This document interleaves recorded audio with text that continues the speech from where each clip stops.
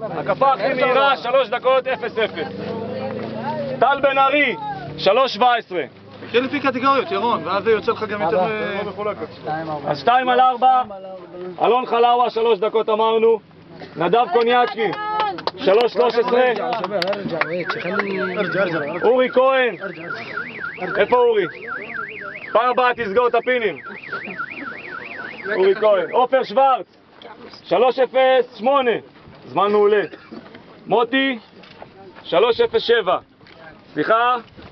מוטי, 3:25.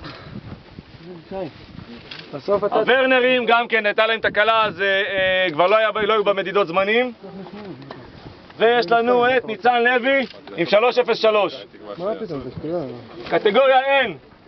אז אמרנו, טל בן ארי, 3:17. אם מישהו פה...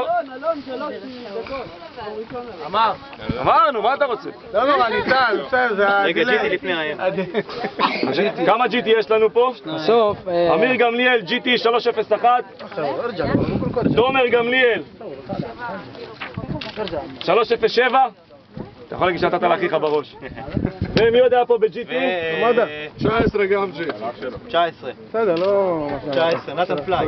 נתן פליי, 2:53. וקטגוריית גרופ N, שזה מפלצות. המפלצות. ותגיד, להדגיש. משלישי לראשון אני בקושי קורא את הסדר, אתה רוצה גם משלישי לראשון? טל בן ארי, 3:17. דני לוי, 2:51. ניר בן ארי, 2:46. אייל בן ארי, 2:57.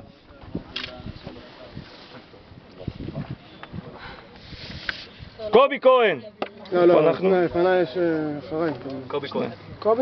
קובי כהן, 2:38.